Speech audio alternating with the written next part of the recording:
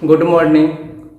आज हम फिर शुरू करेंगे मुगल वंश, जिसमें पढ़े थे औरंगजेब के बारे में कि औरंगजेब जिस समय अंतिम में दक्षिण भारत पर अभियान कर रहा होता है, उसी समय दक्षिण भारत में पूना महाराष्ट्र के क्षेत्र में शिवाजी भी अपना सैन्य शक्ति को मजबूत कर रहा होता है और साम्राज्य विस्तार की नीति अपनाकर अपना साम्राज्य विस्तार कर रहा होता है। पढ़े थे औरंगजेब 25 साल तक लगभग दक्षिण में ही अभियान किया था और अंत में दक्षिण भारत में ही उसका मृत्यु हो गया था और शिवाजी अपने बलबूते गुरिल्ला युद्ध, छापामार युद्ध के बदौलत मराठा वंश का स्थापना किया था और आज हम मराठा वंश के बारे में पढ़ेंगे। तो इसमें सबसे पहले देखेंगे शिवाजी जो 1627 में उसका जन्म होता है और 1680 में वह मर जाता है। तो इसका जन्म जो है 20 अप्रैल 1627 शिवनेर का दुर्ग, यह कहाँ पड़ता है? पूना महाराष्ट्र।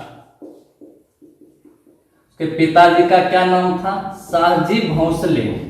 माताजी का नाम जीजाबाई और उसके गुरु का नाम था स्वामी रामदास। पत्नी का नाम साईबाई और दूसरी पत्नी जो है वह है सोयराबाई। जिस समय शुरुआत के दिनों में देखेंगे कि 1643 ईस्वी में बीजापुर, 1643 ईस्वी में बीजापुर सिंहगढ़ का किला शिवाजी क्या करता है? जीत लेता है। कब? 1643 ईस्वी में।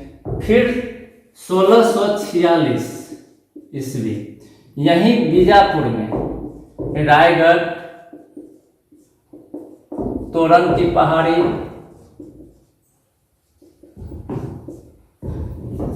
की पहाड़ी को भी जीतकर यहाँ से जो है काफी धन संपत्ति को वह क्या करता है? लूटता है। फिर अगला देखेंगे 1654 ईस्वी पुरंदर का किला और पुरंदर का किला जब जीतता है उसके बाद वह अपनी राजधानी कहाँ बना देता है? रायगढ़। मराठा राजधानी कहाँ हो गया? रायगढ़। कौन बनाता है? शिवाजी।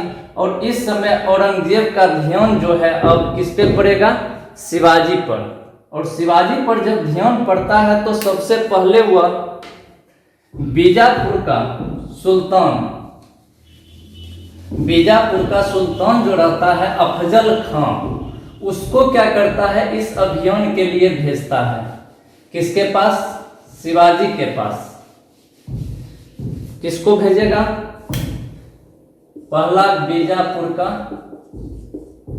सुल्तान कौन है? अफजल खान।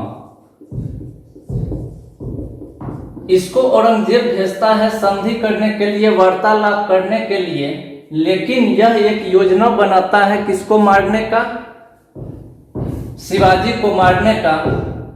और शिवाजी जो है दोनों में युद्ध होता है और शिवाजी इसे प्रतापगढ़ यह कहाँ पड़ता है? महाराष्ट्र, जहां 1659 ईस्वी में इसको मार देता है। अगला अभियान शाइस्ता खां यह बंगाल का सूबेदार रहता है। कहाँ का? बंगाल का सूबेदार। यह क्या करता है कि यह शाइस्ता खां जो है पूना पर चढ़ाई कर देता है, जहां शिवाजी जो है गुरिल्ला युद्ध पद्धति, छापामार युद्ध पद्धति के कारण विजयी होता है। कौन? शिवाजी। और शाइस्ता खां यहां से घायल होकर के फिर क्या होता है कि वापस चला जाता है। कब किया था? 1663 ईस्वी। उसके बाद फिर देखेंगे कि अगला जो है मारवाड़ के शासक, कहाँ का? मारवाड़ का शासक जसवंत जसवंत सिंह को कौन भेजता है? औरंगजेब। लेकिन यह भी क्या होता है कि सफल नहीं हो पाता है, शिवाजी के सामने यह भी टिक नहीं पाता है। इसके बाद देखेंगे एक अभियान शिवाजी का 1664 में। कब? 1664 ईस्वी में। इसमें शिवाजी क्या करता है कि प्रमुख बंदरगाह जो रहता है सूरत का प्रमुख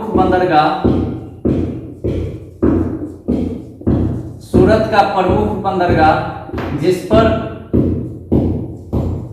अधिकार कर लेता है, जिस पर काफी धन संपत्ति को क्या करता है कि यह लूटता है। उसके बाद अंत में औरंगजेब जो है वह आमेर का राजा जो रहता है, आमेर का राजा, जिसको इस अभियान के लिए भेजता है संधि करने के लिए, बातचीत करने के लिए।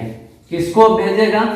आमेर का शासक, जिसको भेजेगा आमेर का राजा जय सिंह। आमेर का राजा जय सिंह आता है किसके पास? शिवाजी के पास, और बातचीत करता है, संधि करता है। संधि किस चीज पर होता है कि यह पुणे पहुंचकर पूरे पुणे में पुरंदर का किला को घेर लेता है। कौन? राजा जय सिंह। और इसी पुरंदर का किला में उस समय शिवाजी का पूरा परिवार और जितना भी धन संपत्ति लूट कर लाता है सब कहाँ रहता है? यही पुरंदर का किला में। और उस समय शिवाजी जो है वह संधि करने के लिए मजबूर हो जाता है, क्योंकि उसका पूरा परिवार भी यही है और सारा धन संपत्ति इसी किला के अंदर रहता है।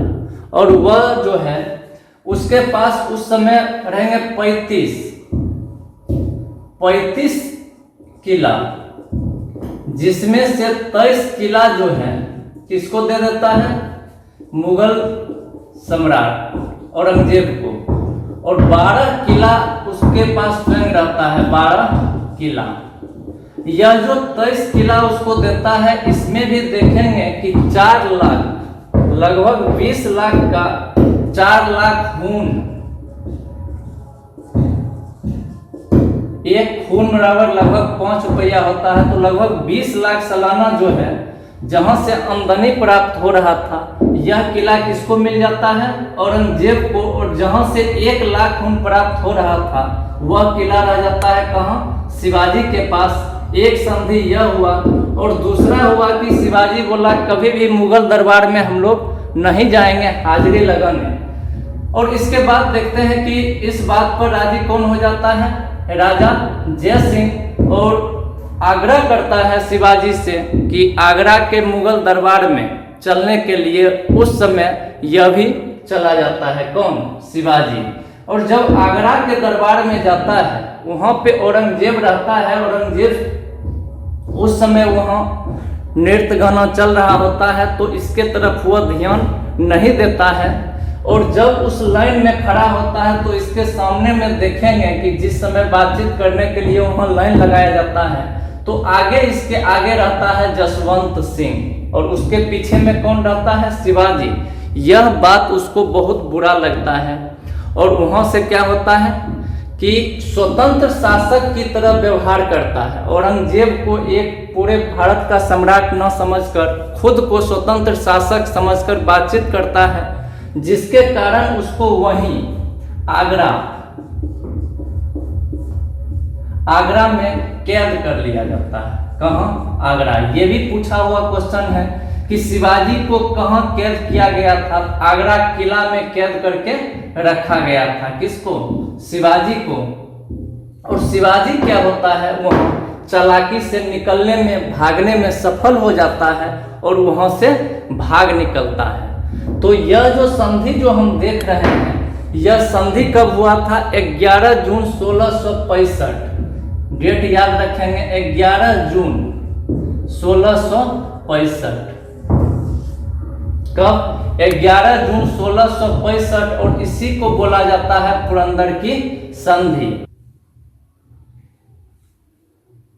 आगरा कैद से जब वह भागकर निकलता है तो लगभग 2 वर्षों तक वह क्या करता है, नजर बंद हो जाता है। 2 वर्षों तक नजर बंद होने के बाद पुनः वह सूरत पर चढ़ाई कर देता है।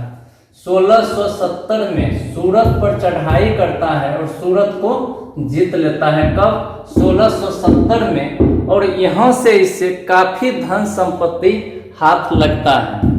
उसके बाद देखेंगे सूरत के बाद खानदेश, वहीं पे बगल में पड़ता है खानदेश, बराड़, सूरत, खानदेश, बराड़, सबको यह क्या करता है, जीत लेता है। इसके बाद पढ़ेंगे इसका राज्याभिषेक। उसके बाद यह राज्याभिषेक जो है यह 15 जून 1674 ईस्वी में, 15 जून 1674 ईस्वी रायगढ़ में यह क्या करता है कि अपना राज्याभिषेक करता है, रायगढ़ को अपनी राजधानी बनाता है। और राज्याभिषेक जो वहीं बनारस का एक ब्राह्मण रहता है जिसका नाम है गंगा भट्ट, यही इसका राज्याभिषेक करता है। और यह बोलता है कि यह जो है शिवाजी उच्च वर्गीय क्या है, क्षत्रिय, और यहीं पे वह छत्रपति का उपाधि धारण करता है। और यहां से यह क्या हो जाता है, छत्रपति शिवाजी। और उसके बाद हम देखेंगे इनका अंतिम जो है अभियान, तो अंतिम अभियान बीजापुर। यह बीजापुर पड़ता कहाँ है, यह पड़ता है वर्तमान कर्नाटक में बीजापुर। तो बीजापुर में देखते हैं कि बीजापुर